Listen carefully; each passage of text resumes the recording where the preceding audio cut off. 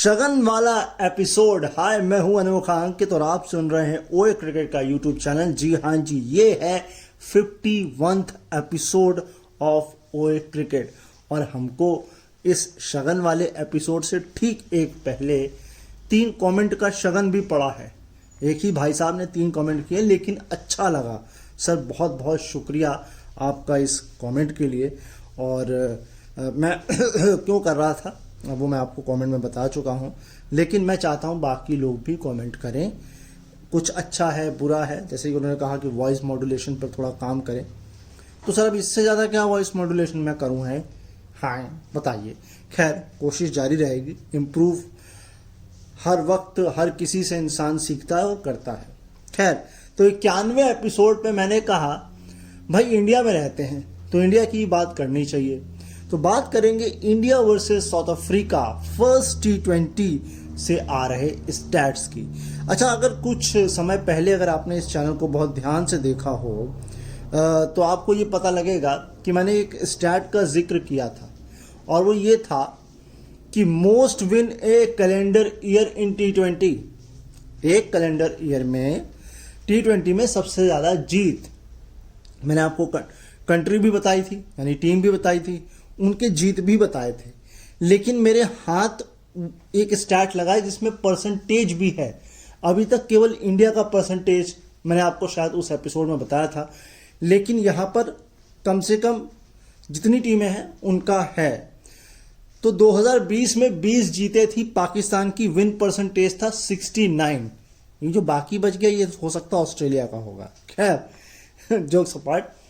इसके ऊपर है 2022 में तंजानिया 21 जीते, विन परसेंटेज 72.4। इसके ऊपर अब इंडिया है 2024 पहले मैच के बाद 22 जीत और 95.6 परसेंटेज विन परसेंटेज 95। ये 0.4 कहाँ गया? ये 0.4 कहीं तो गया होगा, ये देखने वाली बात है। खैर, दिमाग लगाइएगा कहाँ गया ये। इसके ऊपर भी इंडिया ही है, लेकिन साल है 2022, 28 जीत हैं, विन परसेंटेज यहां घट गया 70%। लेकिन जो सबसे ऊपर है वो है युगांडा, परसेंटेज के मामले में भी और जीत के मामले में भी।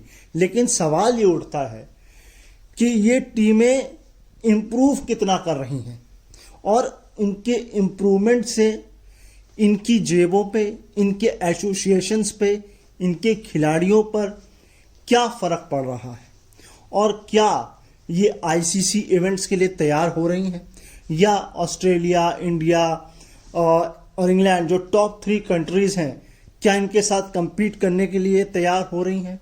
और अगर नहीं हो रही हैं तो क्या करना चाहिए? और अगर हो रही नहीं भी हो रही हैं तो क्या हमें एक एग्जीबिशन मैच कराना चाहिए, एक छोटा टूर्नामेंट, है ना? भले इनके घर में जाके कराएं, बस देखने वाली बात ये होगी कि इंफ्रास्ट्रक्चर इनके यहाँ कैसा है क्रिकेट का। खैर, 29 जीत, 2023 विन परसेंटेज 87.9 यानी कि 88। तो भैया इंडिया और युगांडा का एक मैच होना चाहिए। इस वर्ल्ड कप में ग्रुप अलग अलग थे, नहीं तो हो जाता अगर कुटाई बड़ी होती। खैर, नेक्स्ट स्टैट पे चलते हैं। अच्छा, जो नेक्स्ट स्टैट है वो ग्राउंड स्पेसिफाई स्टैट है। अब यहां पर ये केवल एक ही ग्राउंड का है, इसको खंगालना पड़ेगा। खंगालिएगा और बताइएगा। सारा काम मैं ही करूंगा तो आप क्या करेंगे? सिर्फ सुनेंगे? कुछ आप भी सहयोग करिए, हैं? तो डरबन में लगातार 5वीं हार है साउथ अफ्रीका की, जो पहला T20 हुआ था। और ये वेन्यू में किसी भी टीम की शायद सबसे लंबी स्ट्रीक है हार की, जहां तक मैं पढ़ पा रहा हूं। लास्ट जीत जो आई थी डरबन में साउथ अफ्रीका को, वो आई थी मार्च 2016 में। अच्छा, इसमें 2-3 बातें आप जोड़िए। पहली कि कितना इन सालों में मैच हुआ, 16 से लेकर के 24, 8 सालों में डरबन में, पहला। दूसरा, डोमेस्टिक सर्किट का क्या रिकॉर्ड है, क्योंकि देखिए तीसरा ये कि क्या ग्राउंड जो है या नहीं, तीसरा ये कि क्या टीम तवज्जो दे रही है T20 को? देना चाहिए, क्योंकि आपने इतनी बड़ी एक लीग शुरू करी है और उसके 2 सीजन हो चुके हैं, तीसरा इस साल होगा, बड़े बड़े खिलाड़ी आ रहे हैं, इंडिया का पैसा लग रहा है, इवन सुनने में आ रहा है 100 में भी इंडिया का पैसा लगेगा, क्योंकि प्राइवेट सेक्टर को वो शायद इंक्लूड करने को कह रहे हैं, है ना। सो 5 हार एक ही वेन्यू में, कुछ तो गड़बड़ हो रही है। तो देखिए क्या गड़बड़ हो रही है। खैर, हम आगे चलते हैं। अच्छा, स्पिन कंपैरिजन देख लीजिए। अच्छा, ये भी आपको एक कहानी यहां पर बयां करके दे देगा, ठीक है। और स्पिन कंपैरिजन अगर साउथ अफ्रीका का देखें तो उन्होंने 8 ओवर की स्पिन, यानी कि 2 ही बॉलर, अगर आप मोटा मोटा अगर 4 का कोटा लेके चलते हो, 2 बॉलर 8 ओवर 79 रन, 2 विकेट, 9.87 की रन रेट से। इंडिया 9 ओवर, अगर मैं 4 के हिसाब से भी लेके चलूं तो ये 2.5 बनता है, और अगर मैं 3 के हिसाब से लेके चलूं तो फिर 3 बन जाते हैं। तो खैर, 9 ओवर 61 पर 6 और रन रेट 6.77। क्या समझ में आया आपको? पहला, कंडीशंस असिस्ट नहीं कर पा रहे स्पिनर, स्पिन प्रोड्यूस नहीं कर पा रहे, और जो हैं वो काम नहीं कर पा रहे। अब अगर मैं इसको और एग्जैगरेट करूं, एग्जैगरेट होता है? नहीं होता यार, कुछ भी बोल रहे हो यार। इसको मैं थोड़ा और खींचूं, क्योंकि हिंदी मजबूत है, इंग्लिश नहीं, तो इसको मैं और खींचूं तो समझ में ये आता है कि तबरेज शमसी सेंट्रल कॉन्ट्रैक्ट में नहीं है, टीम में लिया नहीं जा रहा, और एक और उनके नोकिया थे कि नोट से थे कौन, वो नहीं लिए जा रहे। तो जब आप सेंट्रल कॉन्ट्रैक्ट से खुद को बाहर रख लोगे, आप जाओगे भैया दुनिया भर की लीग में, अपनी टीम को आप पूछोगे नहीं, तो ये हाल तो होना है। और ये मैं चीख चीख के बोल रहा हूं, आपने तो देखा ही है न्यूजीलैंड में साउथ अफ्रीका ने क्या किया, कौन सी टीम भेजी, अफगानिस्तान के साथ क्या हुआ उसका आपने देख ही लिया हर्ष, आयरलैंड के साथ भी देख लिया।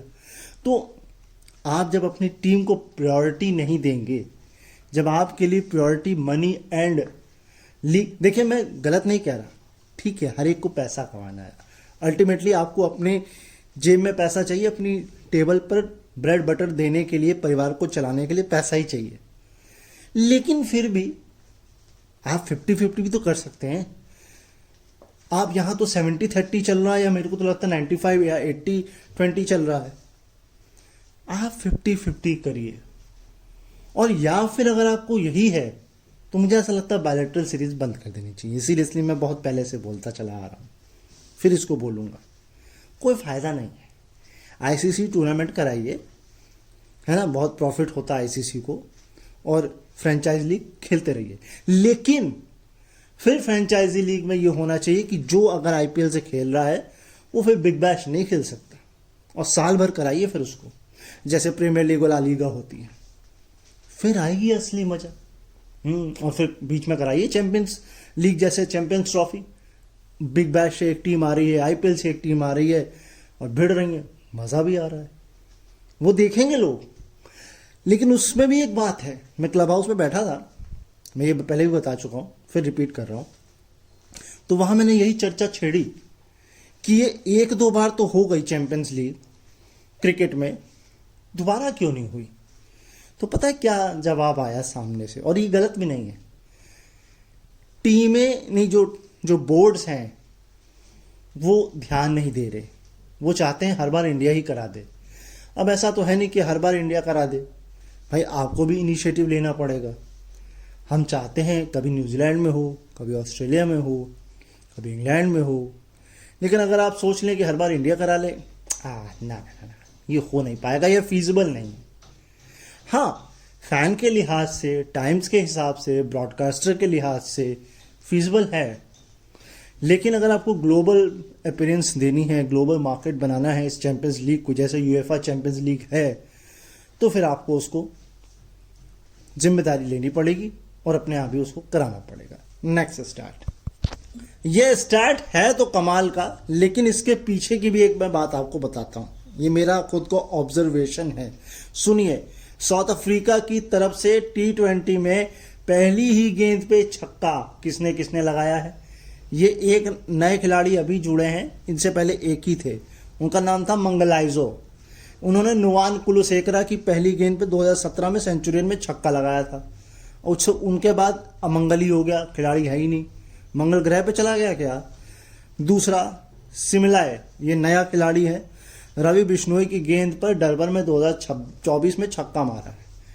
अब ये भाई साहब सिमलाए जो भी हैं, सिमलाए, ये सिमलाए होके दिखेंगे कि नहीं। सिंपल से कहने का मतलब ये है कि एक तो जिनका नाम बिल्कुल डिफरेंट है वही पहली बॉल पर छक्का मार रहा है साउथ अफ्रीका की तरफ से, 2 खिलाड़ी। दूसरा, छक्का मारने के बाद खुद गायब हो जा रहा है, ग्राउंड से ही बाहर दिखता ही नहीं। अब बताइए मंगलाइजो ने कितने मैच खेले, कब कब खेले हैं, किसके किसके खिलाफ खेले। चलिए नुवान कुलुसेकरा तो फिर भी एक बढ़िया बॉलर थे, है ना, जैसे रवि बिश्नोई। तो ये मेरा ऑब्जर्वेशन था कि भैया साउथ अफ्रीका की तरफ से जिसने भी T20 में पहली गेंद में छक्का मारा, पहला ऑब्जर्वेशन उसका नाम कठिन, बिल्कुल यूनिक, डिफरेंट। और दूसरा, छक्का मारने के बाद वो खुद ही गायब हो गया, उसका खुद का ही था, पता नहीं वो, क्योंकि 2017 कितना ही समय हुआ है भाई, ये आदमी गया तो गया कहाँ, क्रिकेट छोड़ दिया, डोमेस्टिक खेल रहा है कि कोई दूसरी जॉब कर रहा है, कुछ पता नहीं। खोजिए इसके बारे में, खोजिए, मुझे बताइए कमेंट बॉक्स में। चलो ठीक, नेक्स्ट। अच्छा, ये खिलाड़ी गायब क्यों हो जाता है, इसका जवाब भी इसी मैच में है। मतलब छक्का मारा, दूसरी गेंद डॉट और तीसरी गेंद में LBW आउट, उसके बाद ये गायब हो जाते हैं क्योंकि भाई जोश में आए, छक्का मारा, आउट हो गए उसी बॉलर के हाथों। तो ये जैसे होता है ना कैमियो पिक्चरों में, वैसे ही कैमियो होता है। खैर, एक स्टैट सुन लीजिए, इससे आपको पता चलेगा कि जो 23 करोड़ क्लासन पे खर्च किए गए हैं ये क्यों किए गए हैं, क्योंकि ये बनते हैं।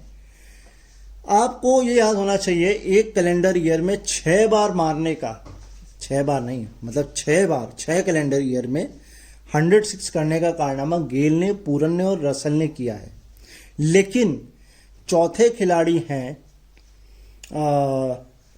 जिन्होंने जो है क्लासन 100 किया है कैलेंडर ईयर में, लेकिन ये 9वां इंसिडेंट है, 9वां मौका है हेनरिक क्लासन का। अब मेरे दिमाग में ये बुद्धि नहीं आ रही है कि ये 9 जो इन्होंने बताया है, ये क्या पिछले 9 साल से खेल रहे हैं और हर साल ये काम करते हैं कंटिन्यूस बेस पे, या फिर इनका करियर थोड़ा और लंबा है और बीच बीच में गैप के साथ होता रहता है ये काम है। तो ये मुझे जानना है। खैर, ये समझ लीजिए चौथे खिलाड़ी हैं एक कैलेंडर ईयर में 100 छक्के मारने वाले क्लासन। 6 बार काम कर चुके हैं पूरन, रसल, गेल, और ये 9वां इंसिडेंट है। ये 9वीं बार है या 9वां मौका है, अब इसे आप जिस तरह से परसीव करें, है ना। खैर, मैं आपको बता दूं, आबू धाबी T10 लीग भी शुरू हो चुकी है आज से। मैंने पहला 2 सीज़न तो देखे हैं, एक सीज़न सुना है, सुनने को मिलेगा तो सुन भी लेंगे। ये 10 ओवर में जाता ही क्या है यार, एक दिन में 3-3 मैच करा देते हैं, ख़त्म हो जाता है। स्टैट मिल जाते हैं, स्टैट आबू धाबी T10 के अगर आप स्टैट देखने जाओगे तो आपको मिल जाएंगे, और कभी कभी नहीं भी मिलते हैं। मैंने पिछला सीज़न देखा था, मुझे कुछ खास स्टैट नहीं मिले थे।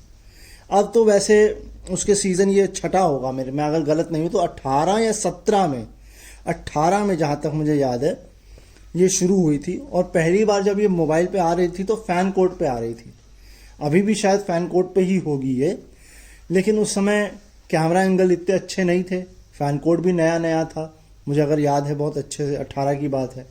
लेकिन उसमें इम्प्रूव आता गया। वे वूट पे भी आया है एक बार आबू धाबी T10 ना, फैन कोड पे तो क्वालिटी ही अब अच्छी हो चुकी है। मैंने एक बार फैन कोड पर जो है आपका वेस्ट इंडीज़ का भी डोमेस्टिक देखा था, क्योंकि देखो तब दिखता था, और दिखता था तो हर मैच देखने का मन करता था, अब हर मैच सुनने का मन करता है। देखिए, फैन कोड भैया मुफ्त में आपका प्रमोशन कर दिया है, हमको अगर मुफ्त में सब्सक्रिप्शन देना चाहे तो दे सकते हैं आप, स्पॉन्सरशिप देना चाहे तो दे सकते हैं। खैर, आगे चलते हैं।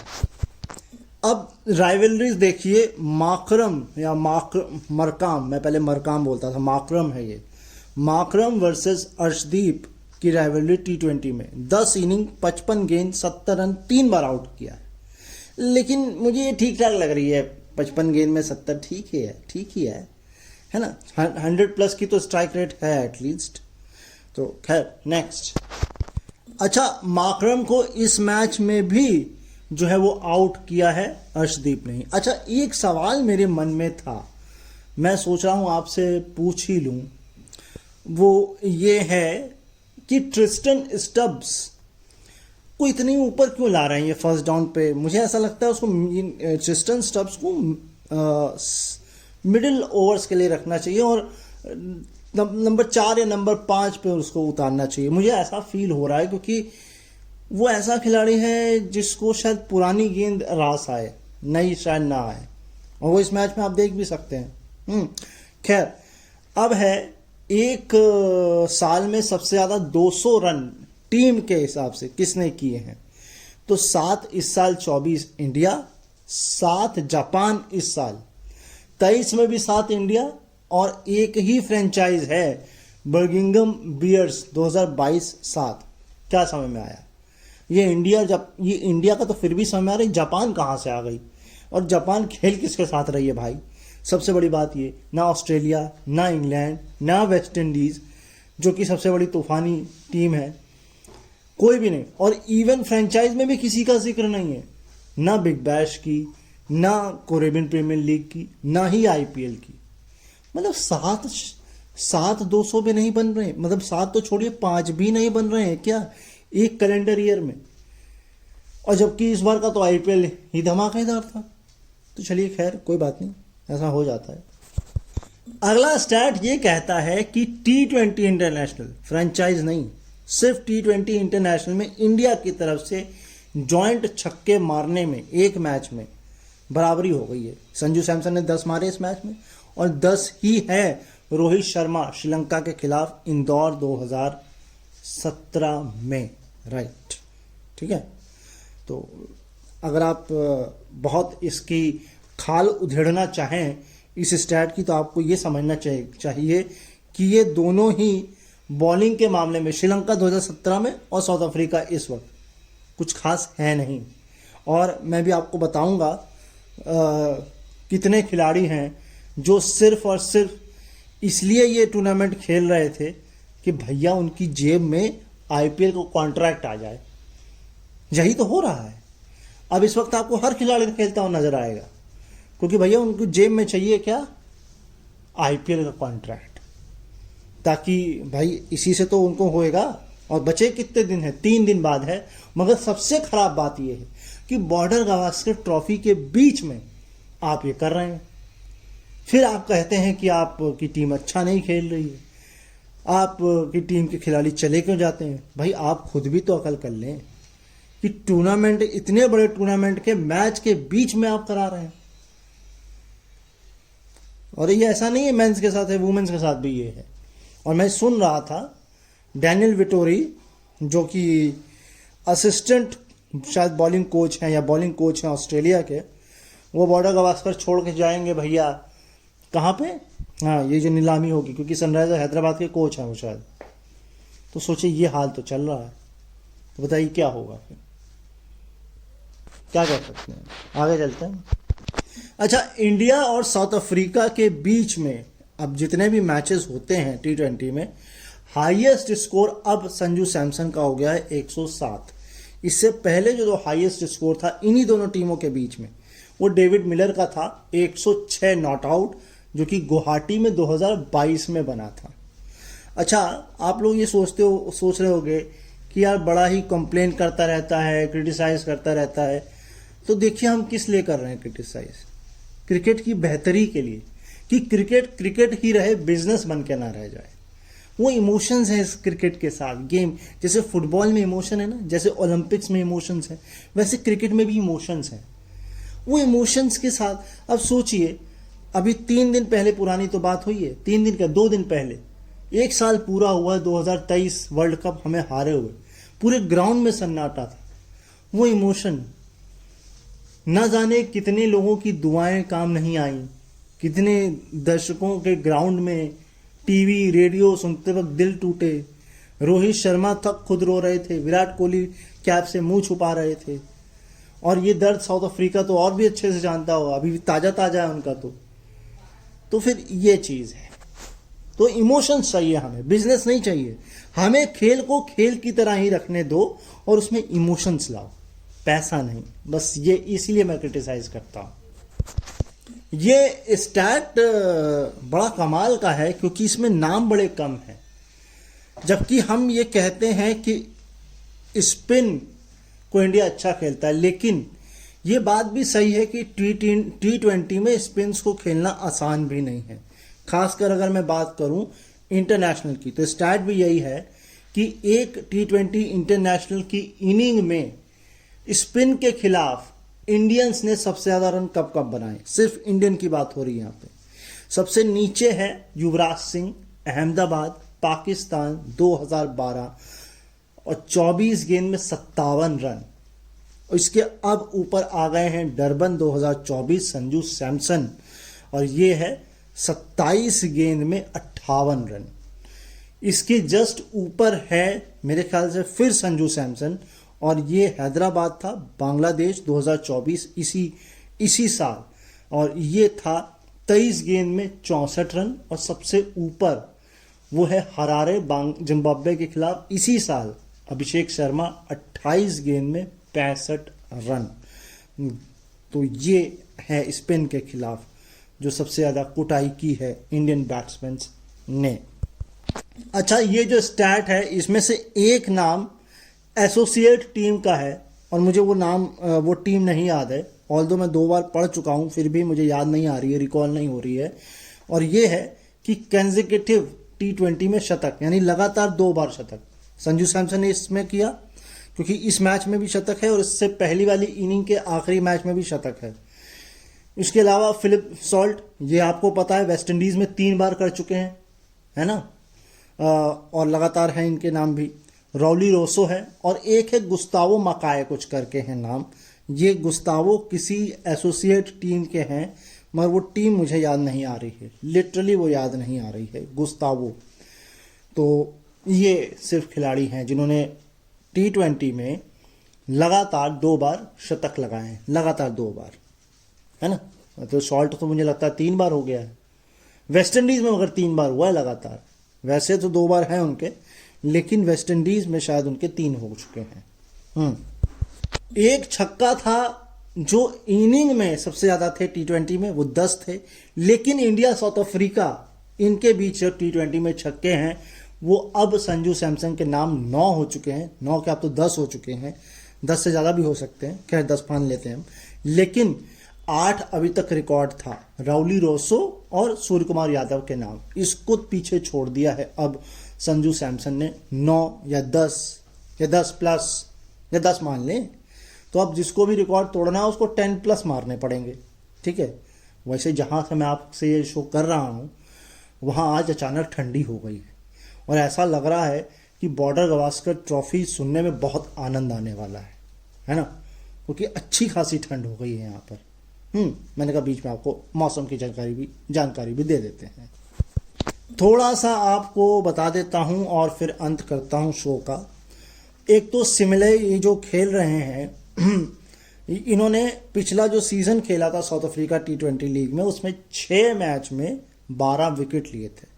इस लिहाज से तो ये ठीक है, इनकी एंट्री भी ठीक है, पहली चीज। दूसरी, इनका नाम जो है वो इन्होंने नहीं दिया है, किसके लिए, रिटेन के लिए। और एक और खिलाड़ी उन्होंने नाम नहीं दिया है, रिटेन नहीं मतलब IPL ऑक्शन के लिए।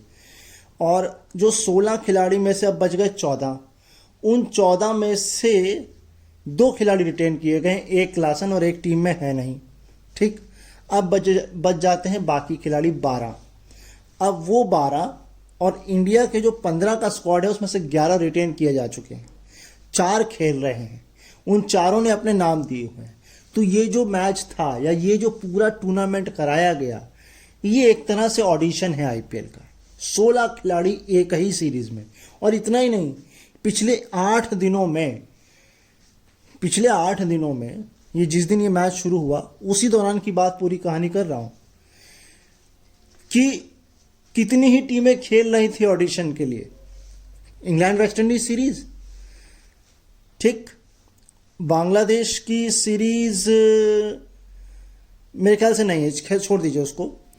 न्यूजीलैंड श्रीलंका की सीरीज, ठीक, पाकिस्तान ऑस्ट्रेलिया की सीरीज, ठीक, नीदरलैंड खेल रहा था, और जो नहीं खेल रहे, जो खेल भी रहे थे, जिनके नाम नहीं है, वो है ओमान, पाकिस्तान, मलेशिया, इंडोनेशिया।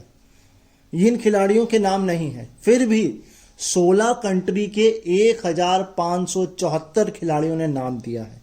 इसमें से इंडियन है 1165, विदेशी हैं 409, और इंडिया के बाद अगर किसी टीम ने सबसे ज़्यादा खिलाड़ी जो दिए हैं वो साउथ अफ्रीका है, 91 खिलाड़ी इन्होंने अपने नाम दिए हुए हैं भैया आईपीएल ऑक्शन के लिए। भाई 91 तो बिकने से रहे, और वो भी स्लॉट ही मुझे लगता है मेरे ख्याल से 200 के आसपास होंगे। अब ये जो टूर्नामेंट भी है, ये जो 4 मैच हुए हैं, इसका ब्रॉडकास्ट रेवेन्यू कितना है? $8 मिलियन। $8 मिलियन इन 4 मैचों की ये जो सीरीज हुई है इंडिया साउथ अफ्रीका, उसका रेवेन्यू है ब्रॉडकास्ट। तो सोच लीजिए कितना बड़ा बिजनेस है ये क्रिकेट। और फिर हम जैसे जो यूट्यूबर्स हैं, अगर मैं तो फिर भी ऑडियो में करता हूँ, जो वीडियो में करते हैं उनको भी कमाई अच्छी खासी होती है। जो लोग कमेंट्री करते हैं या जो वीडियोस बनाते हैं, मैं तो कहीं पढ़ रहा था आकाश चोपड़ा यूट्यूब से भी कितना कमाते हैं, कमेंट्री से तो कमाते ही कमाते हैं। तो ये पूरा आप लोगों के लिए आज के मैच का मेरा एनालिसिस था, और मैच स्टैट्स थे, सब कुछ था। बाकी अब आपको देखना है कि आपको वीडियो में सुनना है कि मुझ जैसे एक विजुअल इम्पेयर्ड की भी मदद करनी है जो केवल ऑडियो में आपको कंटेंट दे रहा है। ऐसा नहीं है कि केवल एक विजुअल इम्पेयर्ड ऑडियो में कंटेंट नहीं बना सकता, या ऑडियो में क्रिकेट एंजॉय नहीं कर सकता, या क्रिकेट की समझ ऑडियो में नहीं रख सकता।